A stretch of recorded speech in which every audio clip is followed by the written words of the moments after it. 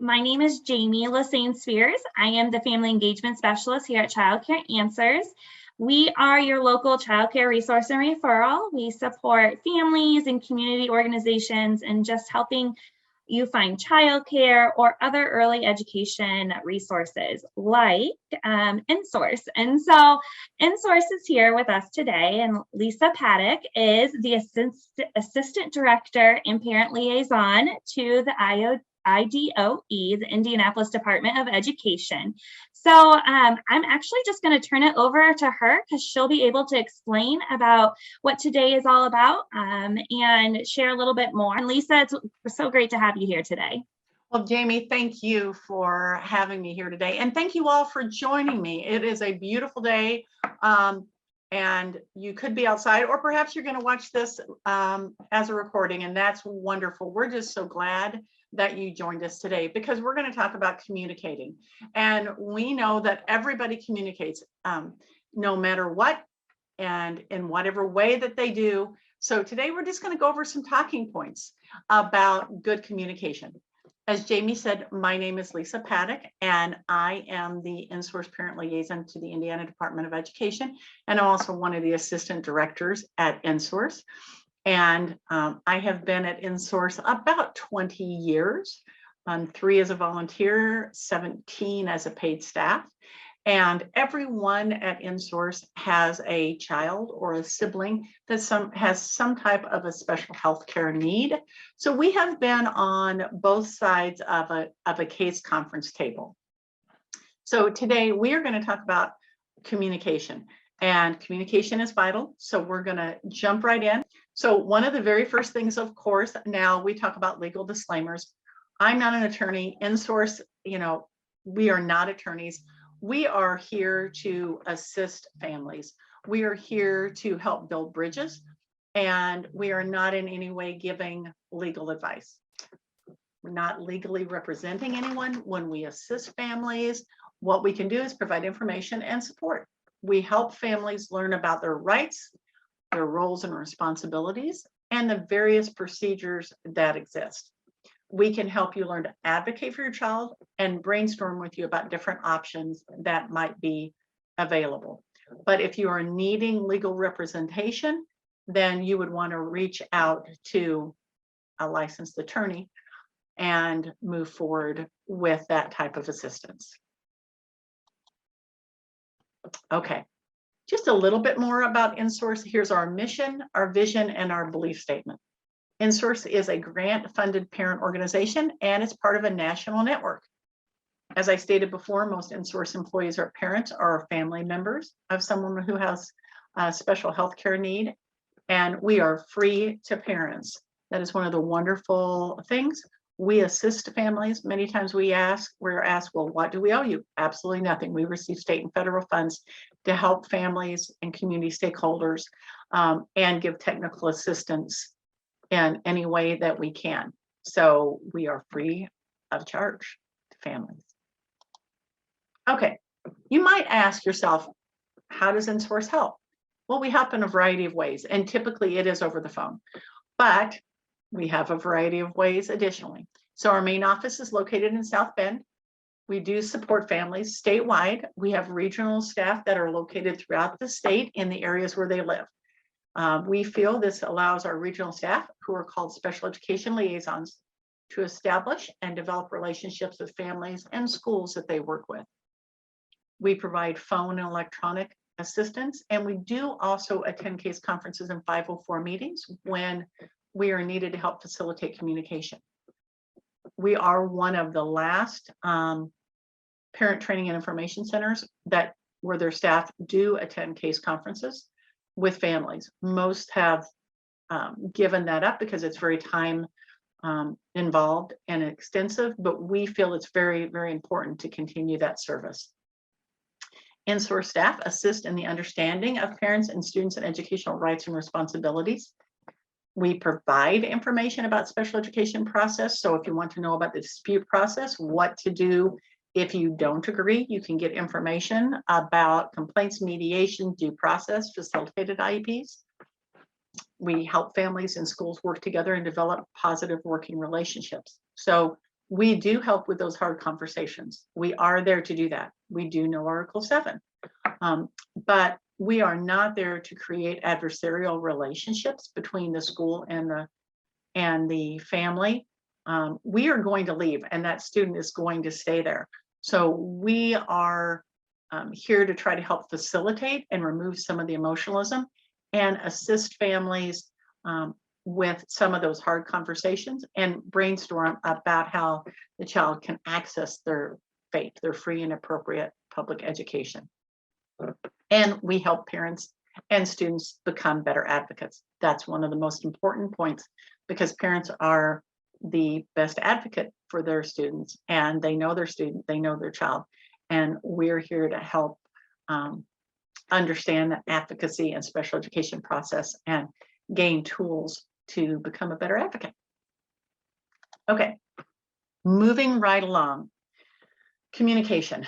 It is all about relationships, and that's part of why we do not want to create adversarial relationships between families and schools. We know there will be hard conversations, but part of what I say is, even in friendships, relationships, family relationships, there are hard conversations that we have to have. Well, it's not any different when you're dealing with a medical provider, when you're dealing with your child's school. There are hard conversations, and there are ways to help make those conversations more successful. And that's what we're going to talk about today. Just some talking points, some things to help set you up for success when you need to have those conversations. As a child goes through school for 12 or more plus years, there's an opportunity to develop long-lasting relationships. Working collaboratively to develop a good individualized education program is important to have good outcomes for your student.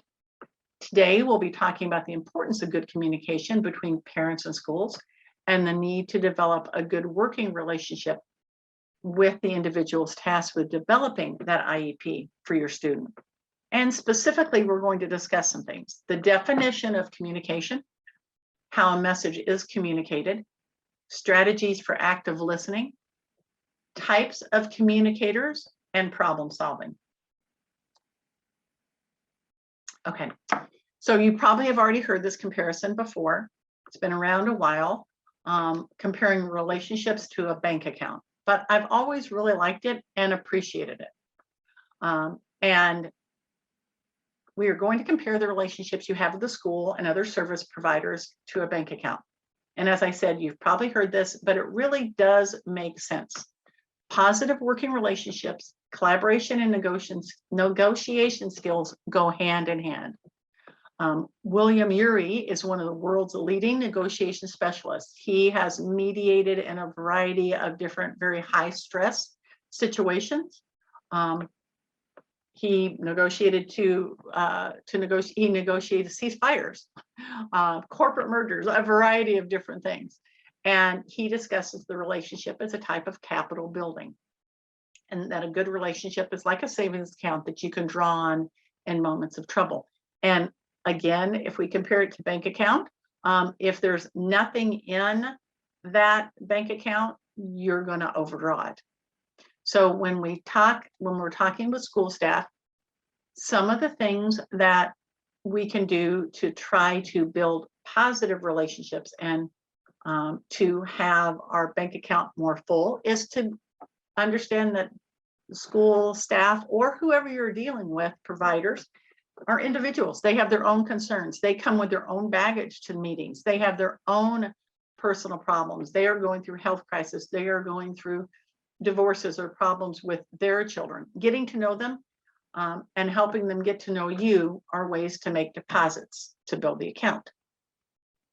Building the account also means building trust with one another. And sometimes that is really difficult.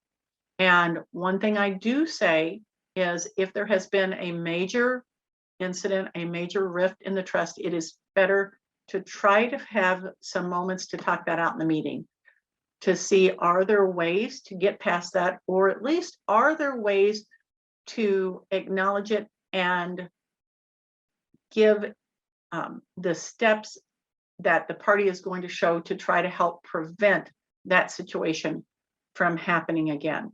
Because sometimes it's really difficult to get past it, but it is important to acknowledge it. And then sometimes it is very important to deal with it and to say, well, we know this occurred. Here are the steps that we're taking in order to prevent it from happening again. When a concern or issue arises about the student, each person knows that they can call the other and collaborate to address the concern. And that takes a level of trust that you hope you can build. It is important to enter the process with a few assumptions, okay? It's likely the team will disagree from time to time, and that is okay. Just like in families or other kind of relationships, we are not always going to see eye to eye, and we don't have to. We're there for a purpose, to meet the needs of the student, and that's what we need to focus on. Communicating clearly and openly. And we really don't have the time or the energy to let ourselves get pulled into power struggles. And that's a really important point. We need to recognize when we come around the table that each of us have our own opinions and we have our areas of expertise. And under IDEA, a parent is supposed to be participating and is an equal part of the case conference committee. So together we make a team. And it is very important, as I stated before, to stay focused on the student's needs. It does help reduce some of the emotionalism. So today we're going to talk about some ways to focus our communication back on the student's needs that hopefully will help reduce some emotionalism and will help build relationships on both sides. And be, totally honest, these talking points are good for a variety of different scenarios.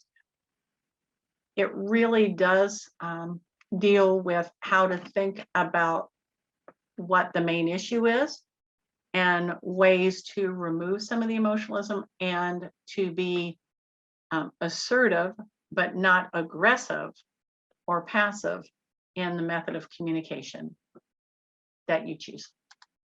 Okay, so communication. Communication is effective when all involved end up with the same understanding of the ideas, information, and opinions expressed. It's important to understand what others are thinking, but it's not necessary to agree with each idea and opinion. It's important when you come into a meeting to know that people are going to have their own perspective. You're going to have your own perspective, but we have to take those perspectives and turn them into trying to reach a focused end. And for a school and parent meeting, it's typically a case conference or a parent-teacher conference where we're looking at the student's needs. Think back. I imagine you all probably did play the tin can telephone game. And if I were to ask you that did, how did that go? It probably turned out pretty silly. By the time you started at one end and you passed that secret or that message along by the time you got to the very other end. Well, sometimes you feel that way when dealing with maybe your case conference or dealing with your child about what went on in school. So it's important to take a look at the interactive process of communication. So there are several components: ideas, information, beliefs, and opinions. It's important to know that communication is an active process, okay? And it is a two-way process. There's a sender and a receiver. It involves sharing ideas, information, and beliefs, and we're not all going to have the same amount of information or the same beliefs, but we have to take the information and the data we have and then use our problem-solving skills to work to come to the end result that we hope to be able to accomplish, which is getting the students' needs met. It involves listening and understanding the ideas, information, and beliefs of others. And a really important part is both parties must take responsibility for the outcome of each conversation and meeting. This is a good time to also mention emails. Emails are a great method of communication. But keep in mind that sometimes the tone that is in an email, it may sound different, it may be received different than perhaps a face-to-face conversation. So particularly think about your method of communication and the frame of mind you're in when you send that off. And I'm sure we've all had the opportunity where we hit send when we wish we might have waited a little longer. So as we talk about some of these tools that you can use, I hope that that will also help. But when I come to that point about both parties must take responsibility for outcomes of each conversation and meeting, I just think it's a good opportunity to think about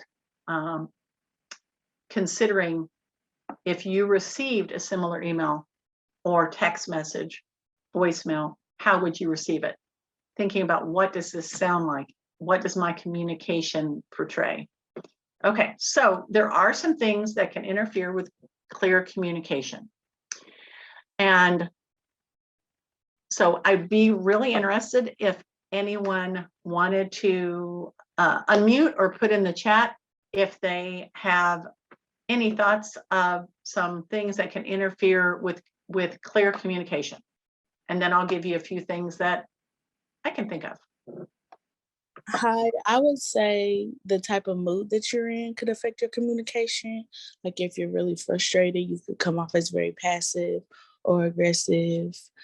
That's very good. Yes.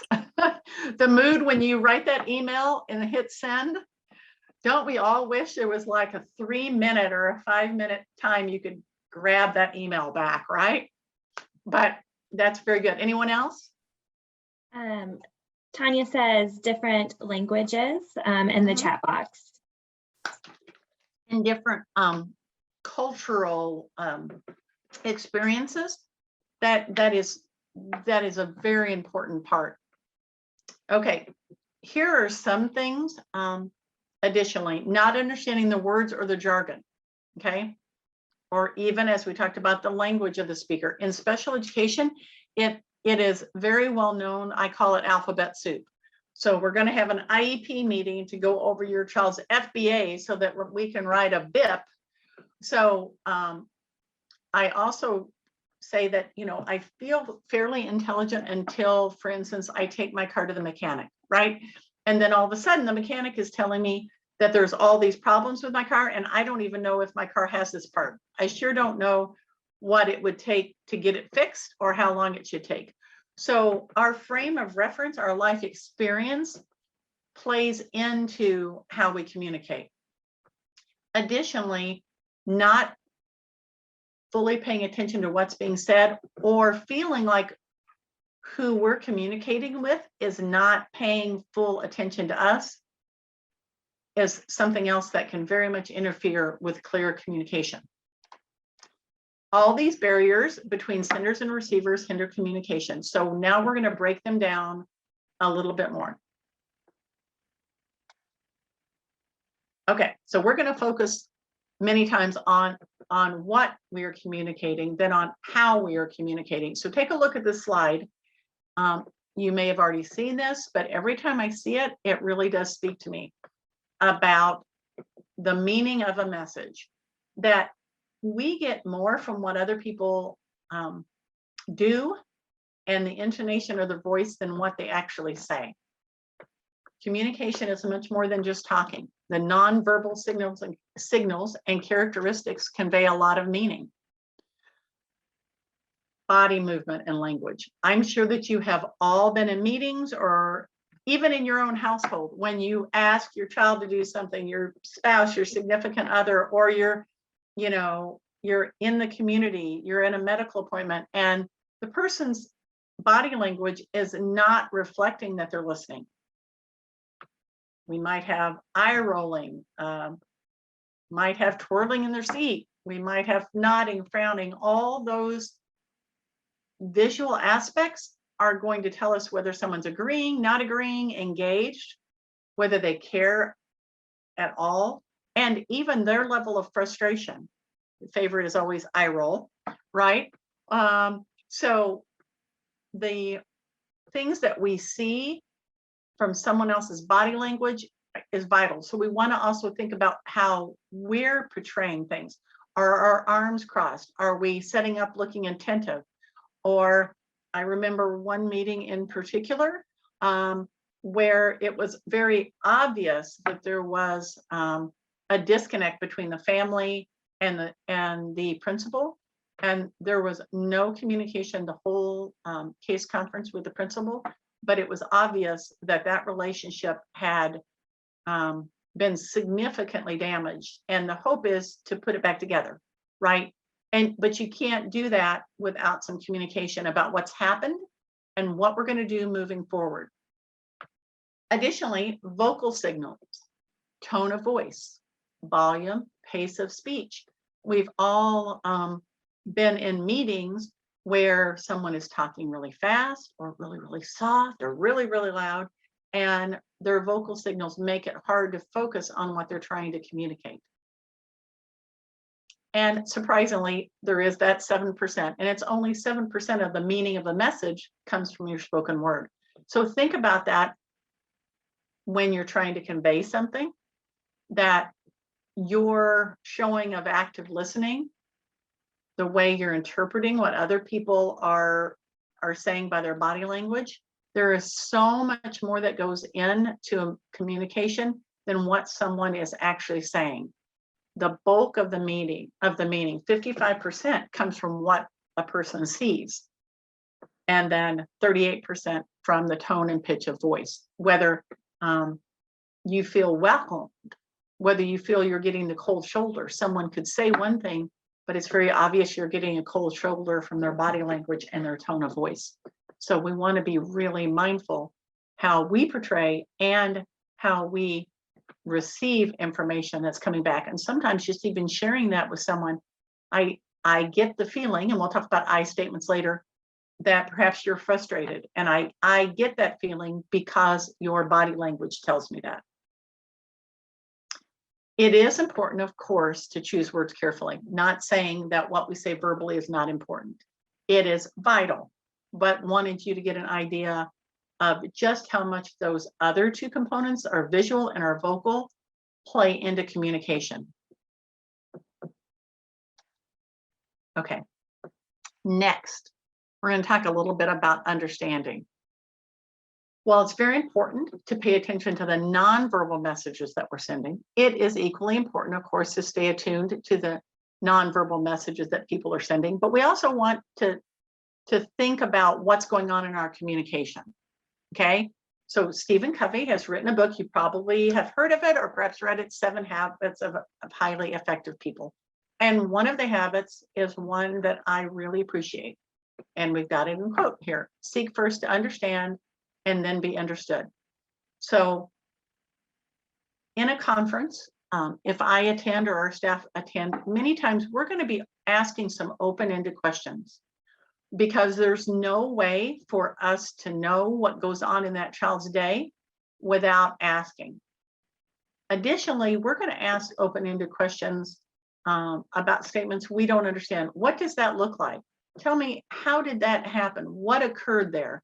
And asking open-ended questions that are not accusatory, because of the way that they're framed, is really helpful, because many times there are important pieces of information that we don't know, okay, when we come into a conference, and we need to be filled in on that. And sometimes a parent doesn't know, or a parent might share something that the school doesn't know. So open-ended questions, getting feedback, is really important.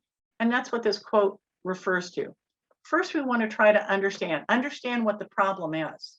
Okay, we're going to talk a little bit about problem solving coming up, but we want to truly understand what the problem is, and then we're going to try to help others understand where we're coming from. This is pretty simple in theory, but it's often very difficult in practice. I think most people would probably say that, because you're taking in all this information, and many times we're disagreeing with it, or we're concerned about it, or we're surprised by it, and we are trying to come back up with what we're going to say. And so if we can first just take time to try to understand what the issue is, it's very helpful. This is an example that I particularly like to use, because I have it happen to me quite often, when you meet someone at a gathering or something, you introduce yourself, maybe you shake hands. Now with COVID, maybe you just do an elbow bump, and you walk away trying to remember their name, right? I don't know if anybody's had that experience, but I'm going to guess you have. I have. It's because it's really easy to be preoccupied about the impression we make, and it overrides our ability to focus on the other person. Now, sometimes it's because we have trouble with names and a variety of things, but I have just noticed when I meet people, I want to try to make an association with their name so that I can address them by their name the next time. But sometimes it just leaves me. So I thought that was a really good point about positive relationships, that to achieve a positive working relationship between school and parents, it's important to adhere to Covey's advice. We want to focus for a period of time on what the other person is saying to make a connection. Put the listening and understanding piece of communication in front of the talking piece. And that can be very challenging, especially in high stress situations. And there's few situations that are higher stress than when we deal with our children. When we understand someone else's viewpoint, we are in a better place to negotiate effectively. Listening and understanding help us to understand what the other person is in need of. And again, like I said, it is not necessary to always agree. We're probably not going to always agree, but we want to make sure that our conversation is respectful and that we are listening and trying to gain the information so that we are informed. You cannot advocate and know your choices if you're not informed, and you need to know what the school typically or the other party's concerns and worries, thoughts, what their data says, in order to be able to communicate your feelings, thoughts, and your data. And it can often be important to suggest options that meet at least part of the other's needs. So okay, well, this is a really big point. We can move forward in agreement toward this. So this is something that we can work together and be on the same page with. There's a greater chance for successful problem solving when the needs of the student are understood and communicated accurately. And I think additionally, it's really important when you're looking at having a case conference or any meeting, but today we're kind of speaking about case conferences and school meetings, to work to have the appropriate amount of time to discuss your concerns. So when you put out to the school staff that you have a concern and you want to have a case conference and list some of those concerns, you might make the suggestion of a period of time that you think, some of our meetings we can do in 45 minutes, but I really think we're going to need an hour and a half for this because we have 5 things to discuss. Put out there the people who you would like to have attend the meeting so that you have dates, times, length, and duration, and who you'd like to have attend to that meeting so that everything is together in that email and that you're saying, other meetings we've been able to do in 45 minutes. This meeting, I think, is going to take us longer. Okay, now we're going to talk a little bit about active listening. Okay, and I referenced earlier about being in meetings or even in your own house. If you ask your teenager to pick the wet towel up off the floor, they may not hear that, but they probably hear, dinner's ready, whatever it is. Active listening is really important. And we know that we've all been guilty of not active listening and the frustration that we experience when someone's not actively listening to us. So when you think about it, how do you tell when someone's really listening to you? Okay. And what kind of things do they say or do? Right. Well, what we typically would say is they turn toward us. They are looking at us. They're actively engaged. Maybe they're nodding. You can tell that they are processing the information that we are putting out there, right? They're not staring off into space. They're not on their phones, which is one big issue that we all have now. They're not staring out the window. They're actively listening. So that is something else that we want to think about. Being an active listener is really important because it is very frustrating if you're at a meeting and you feel that people are not actively listening to you. And of course, here's a quote from the Conflict Research Consortium at the University of Colorado. Active listening is a way of listening and responding to another person that improves mutual understanding. Again, we're not always going to agree on the points, but it's important to give the respect due to everyone. And sometimes during a meeting, we do have to have that hard conversation of, let's stop for a moment. Everyone kind of is talking over each other. We want to give every single person at this table the respect they deserve by being able to actively listen to what they have to say. Again, it doesn't mean that I'm necessarily going to agree with your perspective, but I want to give you the respect to be able to say what you're going to say, and then I expect the respect to be able to share my feelings. So here are some strategies for active listening. And then next, we're going to have just a small, quick scenario that we're going to talk about. I promise it will be short and painless. But here are some strategies for active listening: asking questions, making eye contact, leaning forward, and being physically engaged. Okay, encouraging, paraphrasing. That is something that I think is really important. Am I hearing you right when you say? Okay, if I understand correctly, you have a concern about, and clarifying that. Is that correct? Is that a concern that I'm hearing correctly? Focusing on feelings. We're coming to this meeting today, and I know everybody is probably quite upset about the incident that occurred with James. So let's acknowledge that and understand that tensions are running high. And so we're going to have a discussion today about this situation. And, you know, we're sorry we're in this situation, but let's positively work together to find out how to meet his needs and to deal with the situation in the best way positive. And then summarizing what you're hearing. It's really important to kind of pull it all together as you're working to understand before you put forward your information to be understood.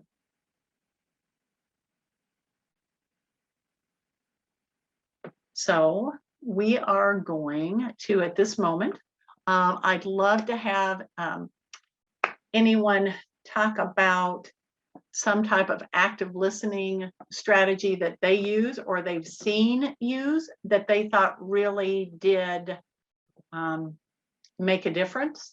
For me, it's open-ended questions. I need to ask these questions in order to get the big picture. Does anybody have any other active listening activities they do or they think have been helpful that they want to share?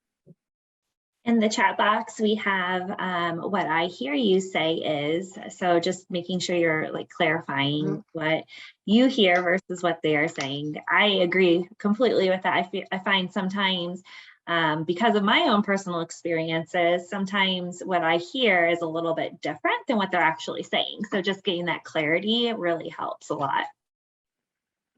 And I think that's true because all of us come from a different background.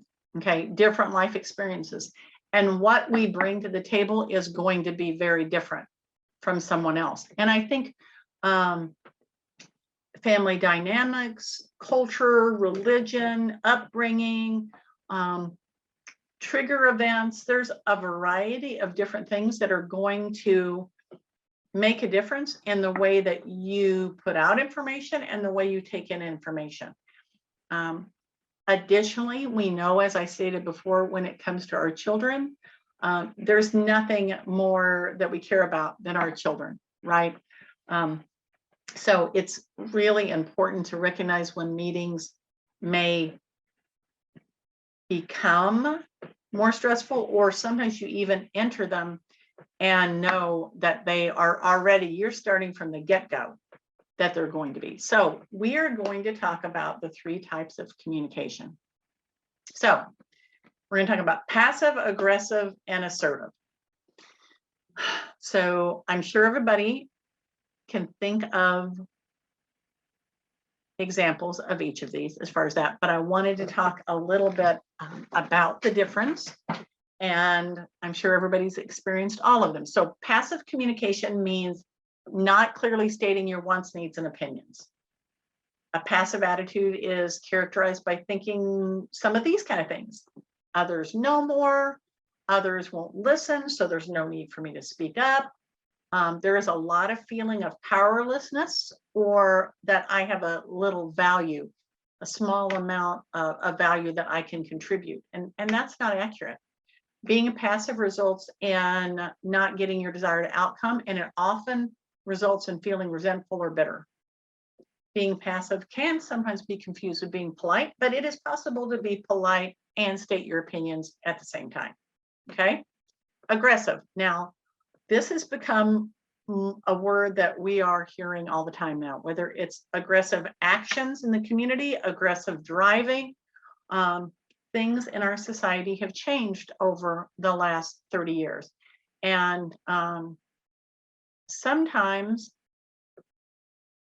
especially when things are becoming very heated, part of what we do is remind individuals that relationships are important, those words are important, and that it is way better to take a 5-minute break and cool down than to say something that might result in more hurt feelings, loss of respect, or sometimes even being barred from the environment. And nobody wants any of that. Okay.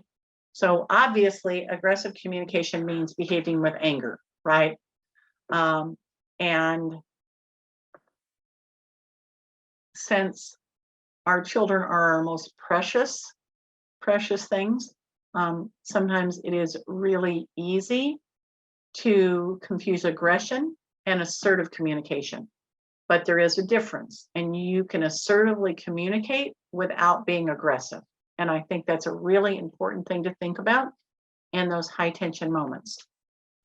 So aggressive attitude is characterized by thinking things such as, I know more than others, I need to make others listen to me. And my most pressing one, I think, is it's okay to violate others' rights, overpower, or make demands.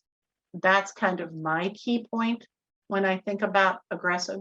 So obviously, yes, it may be yelling, it might be hitting the desk, but a lot of times it's okay to violate others' rights, overpower, or make demands is what I think about in being really, really aggressive to the detriment of a relationship. And being aggressive results in others remembering the attitude rather than the message. Whereas assertive, they're going to remember the message. Okay. Assertive communication means clearly stating your wants, needs, and opinions on behalf of the student. An assertive attitude is characterized by thinking things such as, I am an equal partner with others, I have a right to express my opinion and concerns, and I'm willing to listen to others. Being assertive results in being heard and respected. And at the point that someone feels assertive isn't enough, then it's time to break the meeting. Okay. Because when it crosses over to aggressive, it just, no matter which side, because I've been in meetings where it's both sides, it's going to lead nowhere. So keep in mind the passive, the aggressive, and the assertive. We want to focus on being assertive. We don't want to be passive because then we're frustrated. The child's needs are not met. Okay. And our value is not shown. Aggressive, we don't want to step over that line and cross over into that area. But assertive, that's where we want to be in learning to advocate. Okay, so this was the little scenario that I wanted to share with everybody. So we have this scenario. So I'm going to just very quickly read it and just see if anyone might be willing after that to come up with just an assertive response to this scenario. It's very common. Your child has an orthopedic impairment and struggling to get around the school. A classroom aide is only available occasionally to assist. Peers are often asked to assist, but they're not always available. And you've asked for a one-on-one aid, and the school said we have no money for an aid at this time. How might you craft an assertive response to this statement? Does anyone want to jump in there and talk about sharing the need that the child has in an assertive way? Assertive statement? I know for me, I like to always, going back to what you said about being informed, always go back to the facts. And when I'm trying to be a little bit more assertive about something, saying what was told to me, what I am promised as a family and a parent in terms of what my rights are, and kind of start there, and saying like, I feel that, and my child is not getting their needs met in this classroom or in this at this time, and kind of point to what I know is true when it comes to just what is promised to me as a family. And I think that's a great point. And we'll talk in a few minutes about I statements, because we could go passive, statements. Oh, okay. But then you leave the room and there's several things wrong with the scenario. Another student shouldn't be responsible for taking care of your student, right? You still feel the child's needs are not being met, okay? And the question of a one-on-one's not been really dealt with. Or aggressive. We know that that's just going to make things worse. And everyone, again, is going to remember the attitude instead of the message. Whereas with the assertive, I feel like you're not listening. I do understand that I have rights under IDEA in Article 7. And if we can't come to an agreement, there is a dispute process. And I do plan to move forward with that if we cannot come to an agreement. So things can be said in a very calm tone. Emotionalism can be kept as much as possible to a minimal, because what you've done is you've empowered yourself to know what to do if you don't agree. And that's really vital. And additionally, turning the problem around, and we're going to talk about problem solving, to figure out how you're part of the team and what you can do in order to help solve the problem. And if you're not in agreement, that's what that dispute process is for. We do have one question that came through, and this might be a question for later or for now. You can choose. Okay. She asked, would this depend on whether this is a public or a private school? So I know there are differences there, and it's a big question. Yes. When it comes to special ed. Yes, and some of the same communication strategies work either place, but when it comes to what you're entitled to, it is absolutely different in a private school. Because at a private school, your child's not receiving a FAPE, a free and appropriate public education. Okay, you are paying or receiving a scholarship to go there. So some of the communication aspects are the same, but what your child is entitled to is different, because they do not have the same protections under Article 7 and IDEA at a private school. So that's an excellent question. Very good. Okay, so additionally, we'll just talk just a little bit about this other scenario, and it's very common, where a child is making a little progress, is 2 grade levels behind the peers. Parent is asking for a reading program to address the reading deficit, and perhaps the school responds that the reading program that is being used is currently a good program and daughter needs to apply herself more. So if someone, has a comment, something that they would like to say that shows that assertive statement, that's wonderful.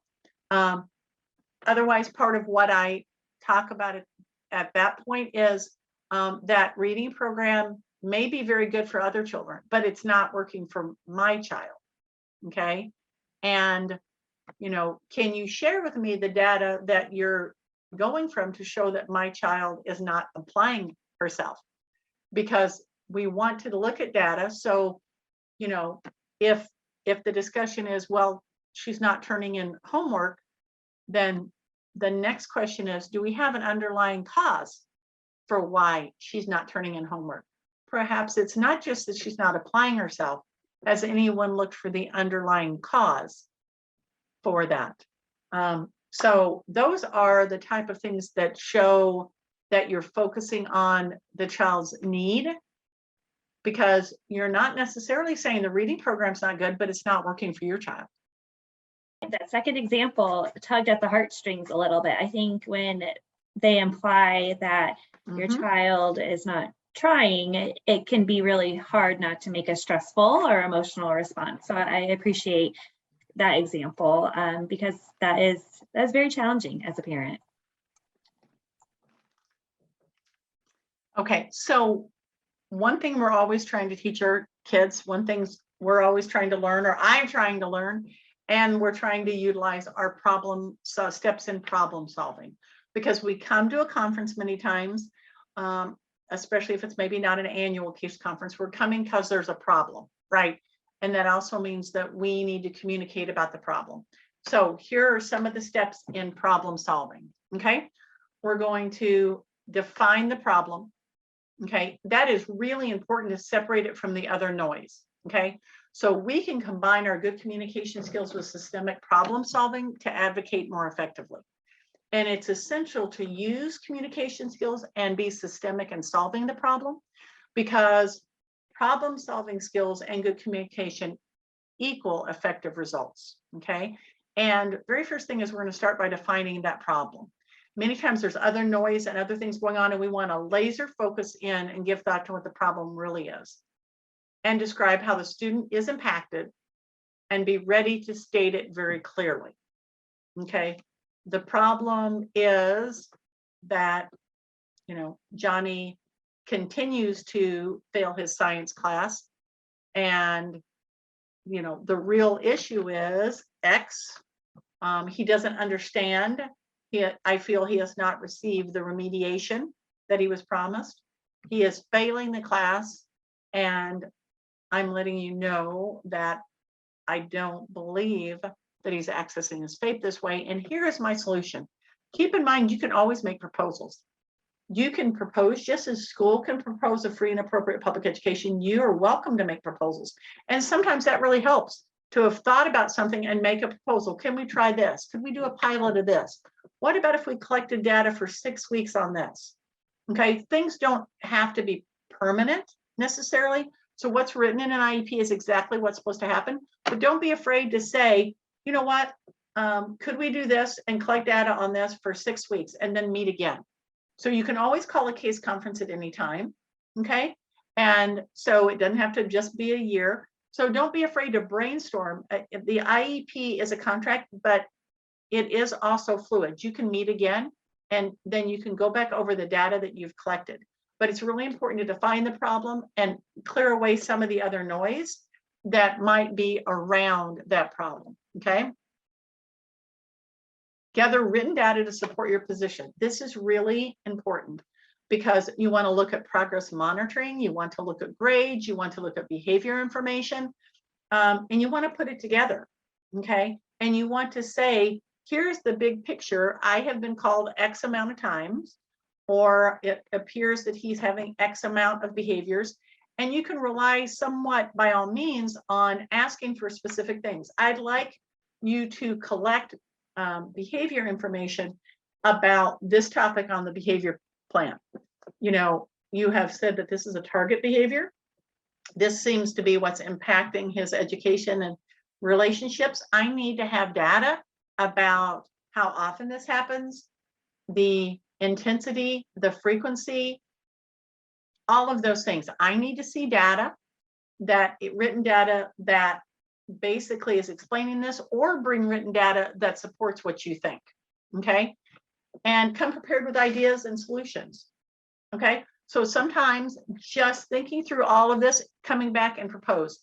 This is a team. You have as much ability to propose as anyone at the table. It's really important for you to learn Article 7 and on our website, which we'll talk about later, but at nsource.org, we have a variety of different trainings. You cannot know what your options are if you don't know what your rights are, okay? So it's really important to become empowered, to know what your choices are so that you can make fully informed decisions. So you can come to the table and discuss possibilities. And if you think something's not lining up with Article 7 and you have that knowledge and you have Article 7, you can refer back to that and then put that out. You know, I realize that this possibility is being discussed, but according to Article 7, it looks like we have some continuum of service discussions or placement discussions before we jump there. It's really important for you to know your rights, roles, and responsibilities and to actively engage with that conversation. And, you know, school participants, family participants, and whoever you bring to that case conference, it's important to lay these concerns out in a systemic way so that they're structured and you can deal with them as best you can in that short period of time. Okay, and strive for positive attitude as much as possible. Think about ways improvements can benefit the student and consider the success. Where do we want him or her to be in a year? Where do we want them to be when the bus stops coming? Because many times, especially when it comes to do with behaviors, the behaviors that are impeding education at school and peer relationships are the same behaviors that will impede or limit relationships out of high school, employment, independent, or as independent as possible living. You have to think when they stop coming to school, what are those same behaviors or those same areas of weakness, how it's going to impact their adult life. And it's really important, even for the little ones, to focus on that. And that's really what those goals are for. When you're discussing those goals, you know that there is some kind of growth that needs to happen. So those goals need to line up to the growth you want to see happen, the change you want to see in the skill set. Okay. I statements. Try to use I statements instead of you statements. I statements help the speaker take responsibility for the communication and conversation. Okay. I statements help avoid blame and accusing statements, which make listeners defensive. And then when the listener is defensive, they may stop listening as they prepare their defense. Okay, I'm sure we've all been in that situation. I statements are useful when stress is present in a relationship and when the other person is blaming. So I feel this way, okay, compared to you always. And this is a useful way to diffuse conflict and build a relationship because what you're sharing is what you feel and what you think. So in something like, you told me my students learning the multiplication tables, you might say, I think I heard you say that my students learning the multiplication tables. Is that correct? Or I'm concerned that my student has been unable to learn the multiplication tables. What do the test results show? So you're talking from what you're seeing, you're talking from your experience, you're talking from your feeling, and it helps lower some of the defensiveness, okay? Now, in the middle of all this, as I said right from the beginning, we know there's going to be tough conversations, okay? And whether it's family or case conference, we have to work through those. Effective problem solving uses positive ways to address conflict, okay? And that's been some of the tools we've talked about. Some ideas to help diffuse conflict in tough conversation and to get tough conversations on track are such things as state the common goal, okay? I know we have the same goal, to help John be more successful in school. Focusing on the fact that you all have the same goal, though you might have different ideas of how to achieve that goal, helps everyone focus on the child and on the common goal. Try using and instead of but. When you use but, it tends to cancel your previous statement. Using and implies collaboration and the inclusion of everyone's idea. Okay? Examples are statements such as, I know we need to help John get his behavior under control, but he's just a boy. Compared to, I know we need to help John get his behavior under control and consider ways to help him be successful in school. So consider the and that encourages collaboration and goal sharing, okay, compared to using the word but, which might make people feel that you're canceling the previous statement. And you can hear it in conversations when someone says something and then they say, but you're waiting for the other part to drop, right? And as I said, use I instead of you. Instead of saying, you're not helping my daughter, okay, I want to talk about what my daughter's learning or how I feel about my daughter's learning, okay? And focus on possibilities rather than negatives and absolutes. Leave room for negotiation instead of shutting down communication. So in our conversation, things like, why can't you, or you never do, compared to what if we, or how can we? So it's just turning things around to look broader and in a more collaborative way. And when we come to a team meeting, everybody's going to have their own feeling. Your child is different at school than at home, but we've got to come together because we want that child to be as successful as positive, not only in school, but in life. I'm also just going to talk a little bit about people first language. And everyone feels very different about this and about the particular words that are used. Part of what I would say is just to always remember to be respectful and kind, to address the person in that manner, and to be mindful of particular terms or verbiage that we no longer use anymore. And so I would just put out there to be kind, respectful, and use people first language to where everyone is shown respect.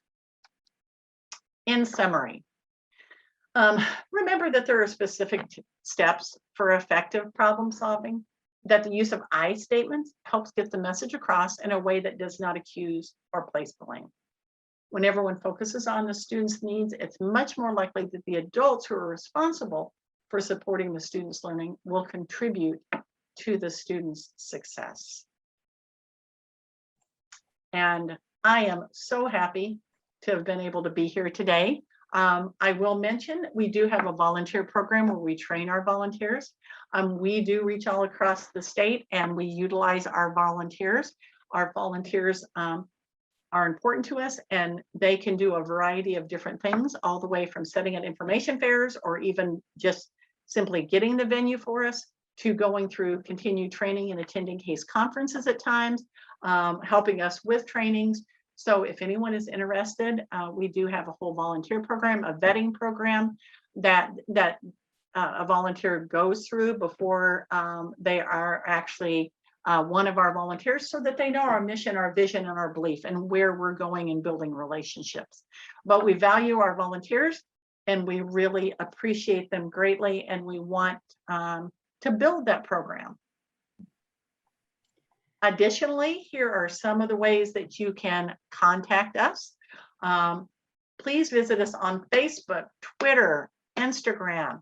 Okay, you can call our central office. Okay, and then a ticket would be made for the local person in your area. You could call me directly, and you can email the central office at insource@insource.org. And you can email me directly. We invite you to join our online community. Please visit our social media. Please go to our website at insource.org in order to go through and receive trainings. And thank you so much for letting me have the opportunity to come and talk with you. We want to be supportive. We want to support parents, community stakeholders, and schools as we all work together as a team, because that's where we're going to be the most successful, right? Well, we do have one comment, just the appreciation for the but versus and comments, or phrasing that way. I agree completely. I feel like I've heard a lot about the I feel statements, but not as much about how using the word but in a sentence can really just cut off a listener, or even make your point less heard in an assertive, positive way as opposed to an aggressive way. So just a comment there, just appreciating that tidbit. Good. And when I first heard that, that was really pretty life-changing to me. It was. It really, I really appreciate that point. And thank you. So I'm so appreciative for everyone to taking time out today. So if you are interested in becoming a volunteer, then you would go to our website. Beth Ernsberger is who takes care of our volunteer program. You'll find her email address right there.